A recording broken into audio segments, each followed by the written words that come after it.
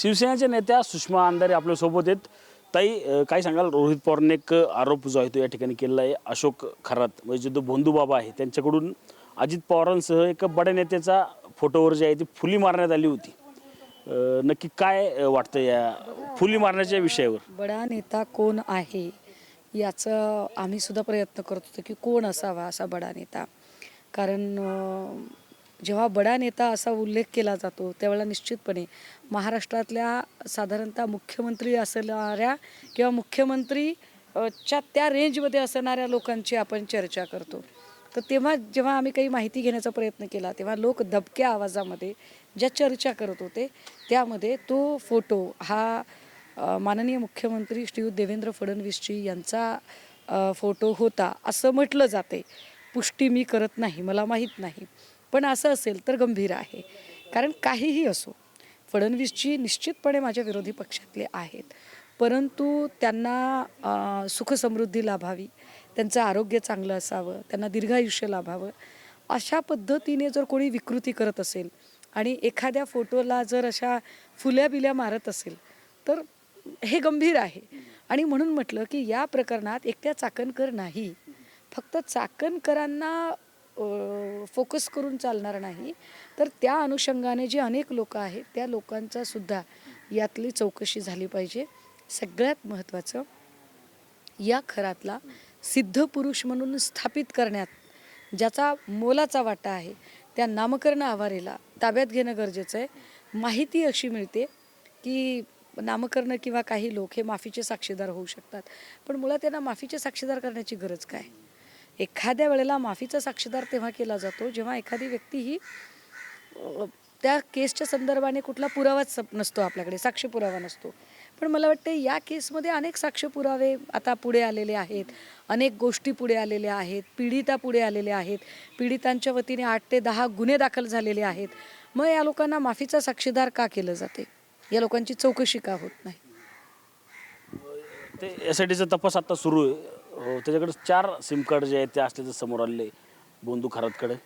ते वेगवेगळ्या नंबरवरून वेगवेगळ्या स्त्रियांना जो आहे तो फोन करत असल्याचं देखील या एसआयटीच्या तपासात समोर आलेलं आहे. नाही, हे सगळं जे होतं ना, मला सांगा, तो घरात बसणारा माणूस त्याला कार्ड कोण आणून देत होतं? कोणाच्या नावावर कार्ड येत होते? कारण ते कार्ड दुसऱ्या कोणाच्या तरी नावावर खरेदी झाले असतील ना, ते नेमके कोणाच्या नावावर खरेदी झाले? कार्ड आणणारा माणूस कोण होता? ही कोण माणसं आहेत? यांच्या चौकशा का बरं होत नाही आहेत? या सगळ्यांमध्ये जसं की आता समजा हेमंत गोडसेंना लोकसभेची उमेदवारी नाही मिळाली म्हणून हेमंत गोडसेंनी खरातला स्वतंत्र चार्टरने दिल्लीला नेल्याची चर्चा येते. मुळात खरातकडे एवढा पैसा कुठून आला? खरात हा पैसा कुठे ठेवत होता? मग खराचा पैसा जगदंब पतसंस्थेत होता का? जगदंब पतसंस्थेला खरात अनेक वर्ष अध्यक्ष होता. आत्ता जो अध्यक्ष आहे नामकरण, तो शिवनिका ट्रस्टवर 12-14 वर्ष संचालक होता. मग या दोघांच्या आर्थिक संबंधांची का बरं माहिती पुढे येत नाही? अजूनही त्याच्या CDRची माहिती का पुढे येत नाही? चाकणकरचे आर्थिक स्रोत आणि CDR का बरं तपासले जात नाहीत? अनेक गोष्टी गुलदस्त्यात आहेत. आणि ज्या पद्धतीने चाकणकरांना आज कंठ फुटला अचानकच, म्हणजे बघा, चाकणकरांना समन्स गेल्याची बातमी 3 दिवसांपूर्वीची. चाकणकरांना जर स्पष्टीकरण द्यायचं होतं तर ते 3 दिवस आधी पण देऊ शकले असत्या. 3 दिवसानंतर चाकणकर स्पष्टीकरण देतात. याचा अर्थ चाकणकरांचं कोणाशी बोलणं झालंय का बरं? चाकणकरांना काही कोणी ऑफ द रेकॉर्ड अभय दिलंय का? चाकणकर हे सांगू पाहतायत का की मी सगळी यंत्रणा सेट केली आहे, मला कोणी काहीच करू शकत नाही? नेमकं चाकणकरांना म्हणायचंय काय? असंच म्हणताय तुम्ही, पण मात्र त्यांना जी नोटीस आली समजा, तर त्यात समोर का जात नाही ते एसआयटीला किंवा चौकशीसाठी समोर का जात नाहीत? त्या पुण्यात आहेत का आता? त्यांना नोटीस आली का नाही? तर त्यांना नोटीस आली हे तुम्हीच बातम्या चालवल्या साहेब, तुम्ही बातम्या चालवल्या आणि त्याच्यानंतर तुम्हीच ही बातमी चालवली की त्या नोटिशीला उत्तर देताना त्यांनी सांगितलं की महिला म्हणून येऊ शकत नाही. यावर आम्ही आमच्या प्रतिक्रिया दिल्या किंवा तुम्ही महिला म्हणून तुम्ही आत्ताच का प्रिव्हिलेज मागताय? पण आत्ता 3 दिवसानंतर हा सगळा गदारोळ संपल्यानंतर 3 दिवसानंतर हे सांगायचं त्यांना का उपरती होते? कुणाला वेड्यात काढतायत? त्या स्वतःची फसवणूक करताहेत की त्या SITला गुंडाळायचा प्रयत्न करताहेत? हा SITच्या कार्यकर्तृत्वाचा अवमान नाही का? एका अर्थाने SITची खिल्ली उडवल्यासारखं नाही का? ते कैसे उल्लू बनाया असं नाही आहे का? ही SITची खिल्ली उडवण्याचा प्रकार आहे, ज्या अर्थी चाकणकर सांगताहेत. SITने याचा विचार करावा आणि राज्याच्या गृहमंत्र्यांनी पण याचा विचार करावा. खरातच्या मुलीच्या नावावर जे आहे आता मॉडेल कॉलेज कुठेतरी 3 BHK फ्लॅट आहे, तो व्यवहार जो आहे तो कॅशमध्ये केल्याचं देखील समोर येत आहे. आता आजच्या काळात कॅश खरातच्या मुलीच्या नावावरचा जो व्यवहार आहे, हा व्यवहार मॉडेल कॉलनीतला जो झालेला आहे, याच्यामध्ये ज्या लोकांनी ते सगळे व्यवहार केलेले आहेत त्यातले मी आपल्याला नावं सांगू शकेल की याच्यामध्ये जो लिहून देणार आहे, दस्त लिहून देणार, ओम डेव्हलपर्सतर्फे भागीदार तसे दलजीत सिंग, राजेंद्र सिंग बाहगा व इतर 5 तर्फे रेश्मा श्री शिरुनवाल तर्फे कुमार मिलिंद शंकर पाटील. आता हे मिलिंद शंकर पाटील कोण आहे आणि हे इतर 5 कोण आहेत यांचा आम्ही शोध घ्यायचा प्रयत्न करतोय. याच्यामध्ये सृष्टी खरात वयवर्ष 22च्या मुलीचा हा फ्लॅट कसा असू शकतो? इतका महागाचा फ्लॅट हा साधारणतः 13 सप्टेंबर 2023चा दस्त आहे नोंदवलेला आणि या दस्ताचा बाजारभावाप्रमाणे जवळपास 9,80,000 रुपये अशी याची किंमत दाखवली. 9,80,000 म्हणजे हा नाही म्हटलं तरी एक 40 लाखाच्या पुढे जाणारी ही किंमत आहे. तर ह्या सगळ्यांची माहिती अजूनही पुढे येत नाही आहे. ही माहिती येणं गरजेचं आहे, आली पाहिजे ती माहिती पुढे. आता आपण पाहिलं की राज्याच्या राजकारणात एक वेगळीच दिशा जी आहे ती आता समोर येऊ लागली आहे. शिंदेच्या शिवसेनेचे प्रताप जाधव जे आहेत त्यांनी एक डिनर डिप्लोमसी जी आहे ती आयोजित केली. त्यामध्ये ठाकरे गटाचे खासदार असतील, नागेश पाटील असतील किंवा संजय देशमुख हे देखील त्या भोजन उपस्थित होते. या सगळ्यांमध्ये मी अजून माहिती नीटशी घेतलेली नाही आहे. माझं खासदार संजय देशमुख किंवा खासदार नागेश पाटील या दोघांशीही बोलणं झालेलं नाही आहे.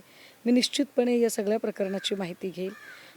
हे निमंत्रण फक्त या 2च खासदारांना होतं की अजून इतरही वेगवेगळ्या पक्षाचे खासदार तिथे होते, ही सुद्धा माहिती घेईल आणि मग निश्चितपणे यावर माझी प्रतिक्रिया देईल. माझे खासदार नवनीत राणा जे ते म्हणतात की ठाकरे सेनेचे 90% भाजपच्या संपर्कात आहेत, म्हणजे येणाऱ्या काळात फक्त भाजप आणि काँग्रेस हे 2च पक्ष राहतील. काय म्हणजे काय या लोकांवर व्यक्त व्हावं ते मला कळत नाही. ज्या बाई स्वतःच्या नवऱ्याच्या पक्षात नाहीत त्यांनी इतरांच्या निष्ठेबद्दल बोलावं का? ज्या बाईंचा पक्ष एका छताखाली राहणारे पती पत्नी ते 2 वेगवेगळ्या पक्षात आहेत आणि ते इतरांच्या पक्षावर भाष्य करतात. आधी तुम्ही तुमच्या निष्ठा काय ते सांगा, मग आम्हाला बोला ना. कशाला बोलायला लावताय उगाच? राष्ट्रवादीचं आता आपण पाहिलं तर तटकरे असतील किंवा प्रफुल्ल पटेल यांचं कार्याध्यक्ष पदावरून जो आहे तो आता मोठा गदारोळ सुरू आहे. तर त्यातच काल उपमुख्यमंत्री सुनेत्रा पवारांनी एक निवडणूक आयोगाला पत्र दिलं की या दोघांच्या सह्यांकडे जे आहे ते दुर्लक्ष करा. कसं पाहता राजकीय दृष्ट्या याकडे? नाही, मला नाही वाटत बरं का याच्यात काहीतरी कुठे कम्युनिकेशन गॅप असावा. कारण तटकरे आणि पटेलांबद्दल कितीही वादप्रवाद असले, लोकांचे आक्षेप असले, अनेक लोकांमध्ये एक संताप आहे दोघांच्याबद्दलचा, खूप मोठी नाराजीची लाट आहे. दोघांनी हा पक्ष ग्रॅब करण्यासाठी फार काही गोष्टी केल्या अशा सुद्धा चर्चा कानावर येतात. मात्र असं काहीही असलं तरी सुनेत्रा वहिनी या डॉक्टर पद्मसिंह पाटील यांच्या कुटुंबातल्या आहेत आणि त्या पवारसाहेबांच्या सुनबाई आहेत, अजितदादांच्या पत्नी आहेत. राजकारण त्यांच्या नसानसात भिनलेलं आहे. त्यामुळे त्यांच्यासारख्या व्यक्तीकडून असा काही आताताईपणाचा निर्णय होईल असं मला तरी वाटत नाही. पण याच्यात काहीतरी कम्युनिकेशन गॅप नक्की असेल. त्यामध्ये आपण पाहिलं तर अन्य पदाधिकारी जे त्यांच्यापुढं त्यांची पदं जी आहेत ती लिहिलेली आहेत, मात्र तटकरे असतील किंवा यांचं नाव नाही देत. असू शकतं, चुकून राहिलेलं असू शकतं. कारण काय आहे की एकतर आता सगळ्या दादांच्या नंतरचं ऑफिस बदललेलं, काम करणारी माणसं बदललेली, त्यामुळे कदाचित कामाची पद्धत, शब्द योजना यामध्ये कुठे कमी जास्त असेल, काय सांगता येत नाही. मुंबईच्या महापौर आहेत ऋतू तावडे, त्यांनी काल विधान केले की 2 दिवसापूर्वी की जैन मुनींच्या चमत्कारानंतर माझा घसा जो आहे तो व्यवस्थित झाला. कसं बघता? आता परत बाबा आले तिथे. आहे ऋतू तावडे असतील किंवा कोणी असेल, लोकांच्या व्यक्तिगत श्रद्धेबद्दल आदरच आहे. मात्र काही व्यक्ती त्यांच्या व्यक्तिगत श्रद्धेबद्दल जरी आदर ठेवला तरी जेव्हा सार्वजनिक ठिकाणी महत्त्वाच्या पदावर त्या असतात तेव्हा त्यांचा वर्तन व्यवहार हा इतर लोकांच्यासाठी पथदर्शी असतो. त्यामुळे त्यांनी वागता बोलताना थोडीशी काळजी घेणं गरजेचं असतं. राहिला प्रश्न ऋतूजींचा, तर मी त्यांच्याबाबत एवढंच म्हणेल की त्यांचा घसा बरा झाला, आनंद आहे.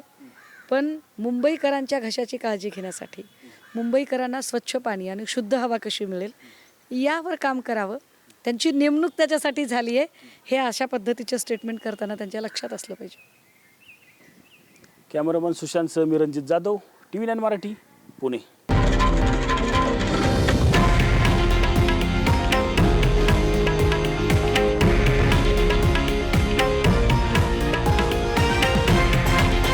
हे आहे देशातील नंबर 1 न्यूज नेटवर्क आणि आपण पाहत आहात TV9 मराठी, एकमेव.